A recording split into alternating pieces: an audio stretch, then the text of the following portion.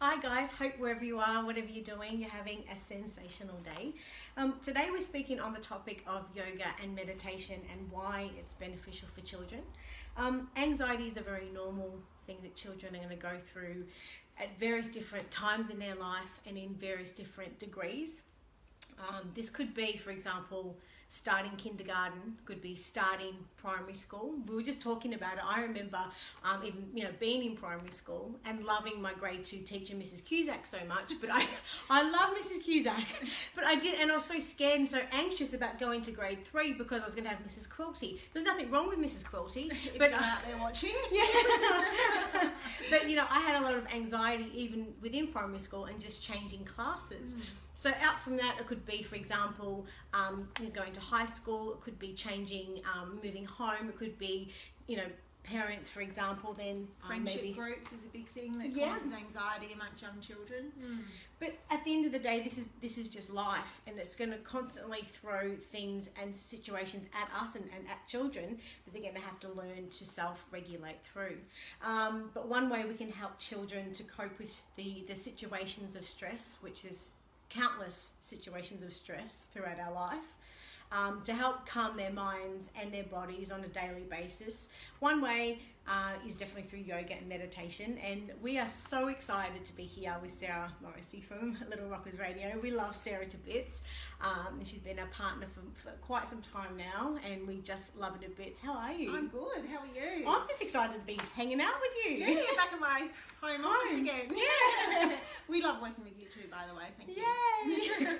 And so Sarah each month provides us with fantastic articles, and we published an article recently titled "It's Not Just Monkey Business, Why Yoga and Meditation for Children is Important." So for somebody that maybe hasn't seen or read the article, could you maybe just give us a little bit of an overview, just an overview on the article? Yeah, so, well, the article is, I'm really passionate about children's movement, their physical health and their mental health, and obviously there's so many things that we can do with our children to help them in those areas, and yoga and meditation are obviously two ways. So the article is really around the benefits of yoga and meditation for children.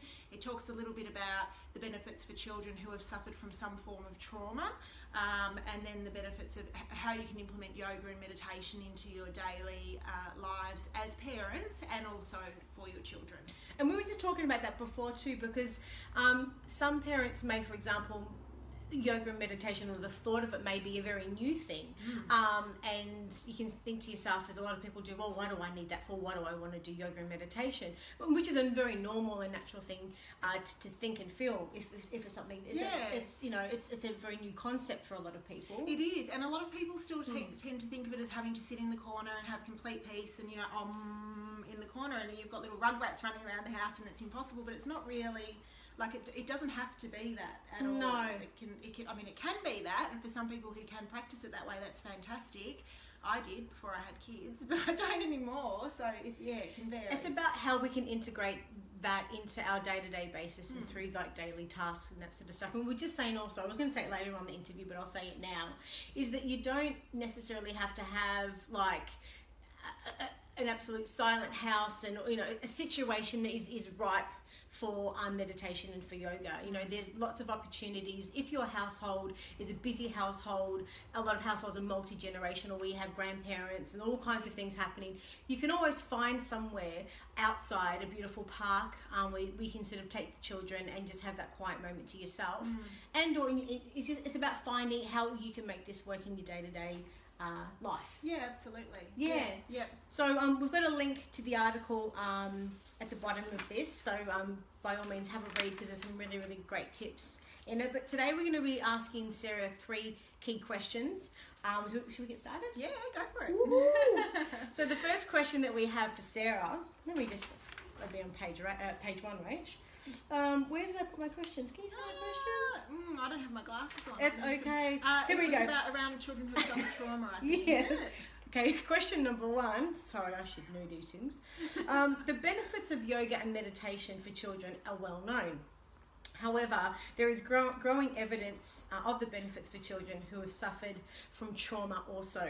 Can you tell us about the benefits and why it is helpful for children who have suffered some form of trauma to be able to experience yoga meditation. Yeah, well, I mean, yoga, for children in general, yoga and meditation is very helpful because yoga is a form of exercise, so it helps with strengthening your core, it helps with self-awareness, it's great for breathing, so self-regulating for children. And for children who have suffered from some form of trauma, and depending on what that trauma is and the scale that it's on, it can be a very short-term thing, or it can be a longer-term thing. So it may be someone whose family has gone through a divorce, or it could be children who are in the foster system and are moved from foster home to foster home who are suffering trauma on an ongoing basis.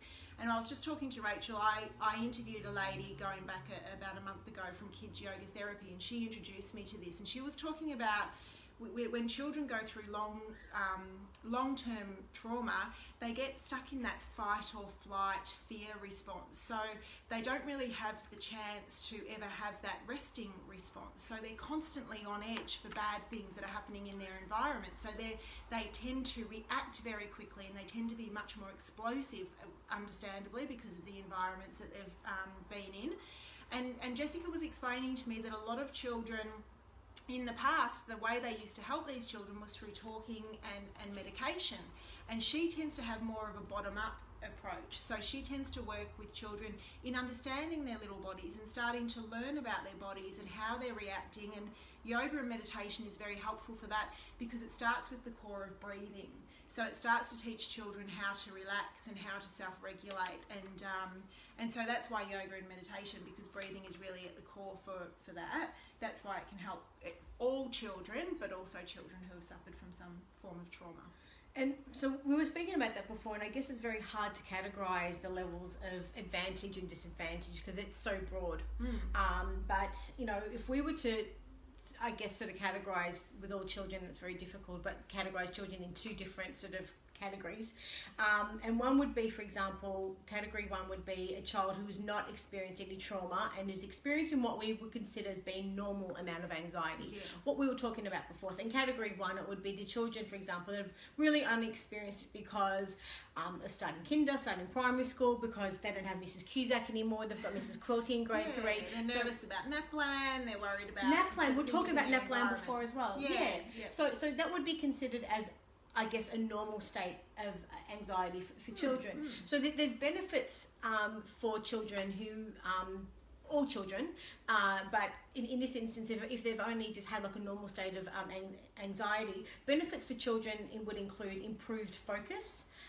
I love this phrase, but inner stability, and that's what meditation really does. It sort of helps build that confidence, that feeling of security, helps build compassion, and it fosters mindfulness. And we were just talking about that before as well. And mindfulness is something that, as we were saying before, that you basically can do on a day-to-day basis. You don't have to sort of so it's only on a Tuesday at 10 o'clock that I'm going to focus on mindfulness. You can be mindful.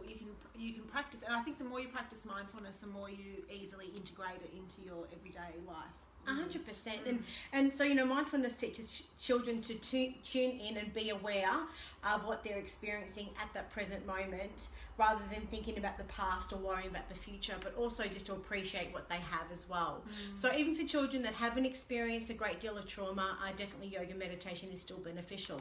Another thing we were just talking about before is the sympathetic and parasympathetic, and we both agreed that we're not experts in this field. However, this is something that can be broken down in quite layman terms, that we can sort of make it sort of quite easy to understand. So for a child that's had, for example, just a normal level of exposure to anxiety, that would be called the parasympathetic, and exactly what you said before, that is referred to as a child who's in that rest and digest state, so they're in a relaxed state. Where the other children you're talking about also, they have unfortunately experienced some form of trauma, they would be what we call in a sympathetic state, and that is, as you described before, is more an adrenalized fight or flight state, so that they, for whatever reason, they feel that there's some threat or fear to their life, and there's adrenaline running through their business, their bodies. And they're quite often in that state, so they haven't experienced the relaxation state much, depending on their level of trauma. Yeah, so there's lots of information on this online. As I said, we're by no means an absolute expert in this, but this is just something that in relation to talking about yoga and meditation, it's about understanding that there are benefits, even if your child hasn't had a great deal of trauma, and even if they have, the benefits are, it's a coping mechanism really that helps the brain engage, and just, I guess, for children in trauma, I guess to be able to, on a day-to-day basis, sort of survive in an adverse environment. Yeah. Well, yeah, exactly. Yep. Yeah. So the next question we have is, what age is yoga useful for? Yes. Well, I mean, yoga really, you can start teaching children yoga from a very young age. It doesn't, age I don't think really matters, because with children, I mean, they don't prepare their own meals, but we teach them about healthy eating from a very young age, don't we? And we teach them the development of, how to develop their fine and gross motor skills from a young age, with ball throwing and kicking and all of those sorts of things. So, and children mimic and learn from what adults do. So, I mean, we run yoga on air on Little Rockers Radio, and we suggest that what we do on air, you can start from the ages 2 and up. But if mum's doing a couple of, or dad or nan or pa or whoever's caring for the children are doing a couple of stretches around the home, or doing the tree pose while you're boiling the kettle to make yourself a cup of tea or whatever it may be, then children learn from that as well. So in terms of yoga therapy for children who have suffered from some form of trauma, Jessica, who I interviewed, was saying that really from about age 7 and up is the age range that she likes to work with. Okay. Just because the communication is there and better, and there's a much deeper level of understanding where children can communicate back as towards how they're feeling. But for children in general, in the home environment, who are just wanting to, if you're wanting to implement yoga and meditation into their lives, any age, start young.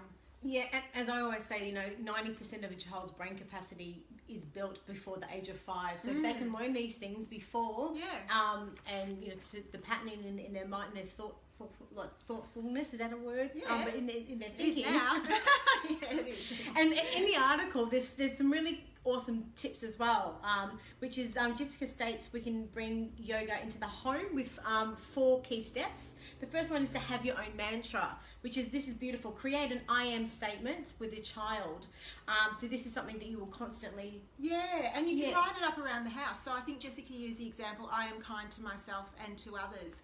And it's just something that you can change them on a weekly basis. You can have them, we've got a little chalkboard in the house that I sometimes write little positive messages on. So you can change them each week, and it's just a nice way to teach children and a reminder of, nice things to say to themselves, and the positive self-talk is nice. Like anything, we remember and retain things by feeling in an emotion, good or bad.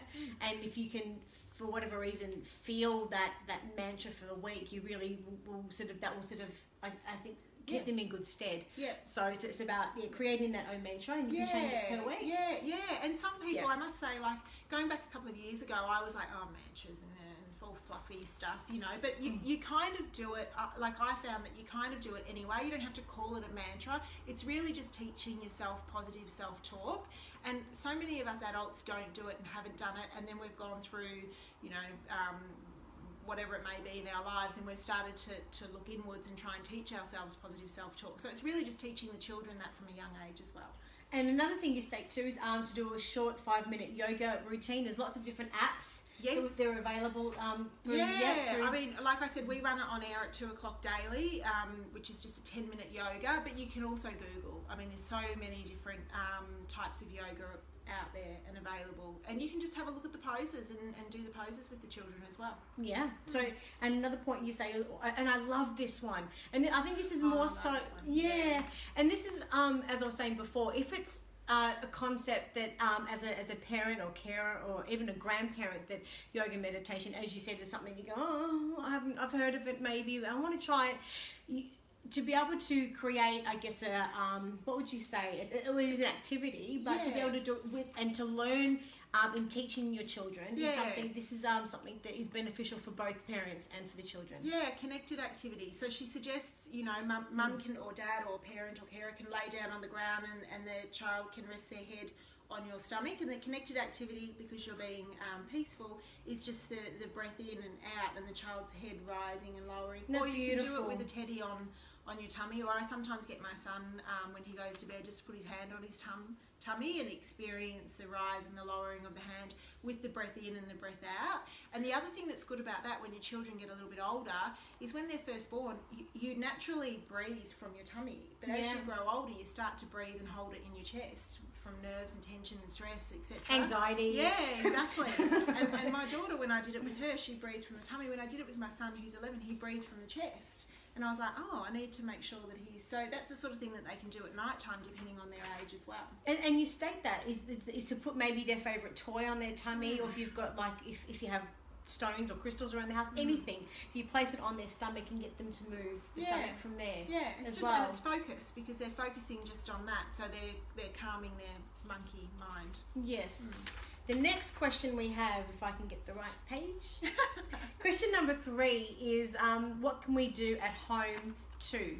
Yeah, which we've kind of, I guess, to a degree, we've already covered. So you can Google different yoga exercises. As I said, you can switch on to Little Rockers at 2 o'clock. There's different meditation apps out there. We've actually just put a lot of our meditations on demand. So the Happy Smile Little Meditations is available through our website.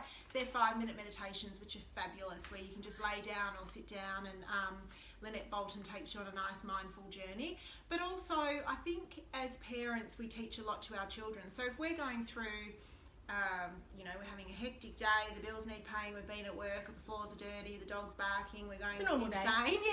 Yeah. We can stop and just take 10 breaths. And you may not realise, but when the children see you doing that you're teaching them to do exactly the same thing. I was reading a book recently about I hate washing the dishes and about the mindful washing of dishes. I wouldn't say I'm a convert yet, but your hands under the water as you're washing the dishes and the flow of the water. Yeah, it's just learning, I guess, to be more in the moment and more mindful rather than being off everywhere at once. And kids are actually naturally very, very good at that. Yes, so when you're walking down the street with the children and they want to watch the ants, or they want to, look at the flowers or whatever, they can teach us a lot about being mindful as well and living in the moment. Absolutely. My partner does that. He's the dish pig in the house. I'm the cook and he's the dish pig.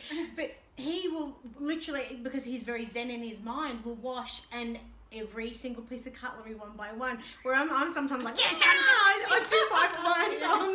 Hurry up! But the benefits are incredible. And as you said, so where a parent is maybe just like wanting to walk down the street, or whatever they're doing with their child, and they're looking at the ants or what have you, that child in this own mind is being mindful, because they're doing it naturally in their natural state. So that's where we can actually learn from them. Absolutely. Yeah, they're living in the moment, and that's a lot of what being mindful is about. And in many ways we kind of bash that out of them because we have such hectic, busy lives. So it's a reminder to ourselves as well. And we're not perfect. Like, I rush my kids from A to B all the time, but it's just trying to, I guess, if you can, take those moments. So the benefits are, there's just countless benefits for yoga and meditation, but overall it will help with any negative narrative that a child may have as a byproduct of growing up, potentially in an adverse environment. Benefits include it relaxes the brain, increases serotonin, regulates emotions, and just increases a sense of calm. So there's so many, and we've spoken about some of the other things before as well. So it's about finding and looking at our lives. Like, we don't have to sort of hit January 1 and have a New Year's resolution. We can change and improve our life from any moment in our life. We can click our fingers and say, well, I'm going to start doing this. And it's a matter of, like I was saying before, it isn't until you actually feel something and feel the change in your body that you realize the benefits in it. So it's something that is very much worth having a go. There's nothing bad about it. Trying something new and somehow just building it into your daily routine. If you've got a smartphone, maybe just I've got a reminder 8:30 every day to do a mindfulness. I do visualization techniques, whatever it is that works for you. But if you have a daily routine that you know that every day, whatever day, what time it is, that you just spend that time, if it's for mindfulness or whatever it is, built into your daily routine. But definitely the benefits are countless. Yes. The last things you spoke about in the article, just before we sign off as well, you've got some beautiful tips that you wrote in the article at the bottom. Tips to be mindful together. Yes. You said to accept help. So yeah, accepting help, but you don't have to be the expert, and there's so many apps out there that can help you with your mindfulness and meditation. Yeah, So absolutely. so as you said, 2:00 every day on Little Rockers. You can tune in and for yoga, on Little Rockers every day at 2:00, or these Happy Smile little meditations at 12 and 6:30. But they are available on demand, so you can just listen through iTunes or hop onto the Little Rockers website for those meditations as well. And the other thing is too, as you mentioned, don't have huge expectations. Like Rome wasn't built in a day. No. And if you think, and I was thinking about it as I was driving here, we have a million thoughts all at once, like stress, anxiety, got to do this, as you said at the start. Yeah. So, and then to go from a million thoughts a moment to then actually sitting still and then just having absolute zen and nothing going on at all It's impossible. is almost. impossible. So don't Yeah. to sort of be kind to yourself and don't have those big expectations. Yeah. And I always say to people, quite often I get asked, what's your tip in parenting, and I just say it's to lower your expectations, because we expect so much of ourselves. We think we have to be the perfect parent, but honestly, no one's perfect. So it's really just doing what you can. And the other thing you say too, remember, simple mindfulness can be practiced anywhere, and our children can teach us a lot. So we spoke about that before, but think about it this way: if you're driving and you've got a red light, instead of being instead of just being, because here I've got every red light here. I just thought to myself. And although I didn't practice it, but I will now. I try to, but it doesn't always work. So, for however many minutes that particular, the traffic set is set for, take that time and just say, well, this is now another opportunity for me to be mindful, and just take your breaths in. Yeah. Be thankful for the red light. Yeah, and it sounds a bit woo-woo, but I always look up at the clouds. So it's a cloudy day, I love looking at the clouds, because it just reminds you of, the amazing place where we are and how lucky we are to be where we are. So I always try to do that too. But like I said, it doesn't always happen. Sometimes you get stopped at red lights and you're like, God damn it! But yeah, as much as you can. Maybe we should have little reminders on our dashboard. It's a red light reminder. Look at it now. That's my reminder to be mindful. Yeah, and the lights will go green and everyone's just staring at you. And the last point you speak about is to lead by example. So do the guided meditation with your children. Yeah, do it with the kids. And if you're feeling stressed, take some deep breaths. And really, that's how the children learn, isn't it? They see what you do and they learn that way. Yeah.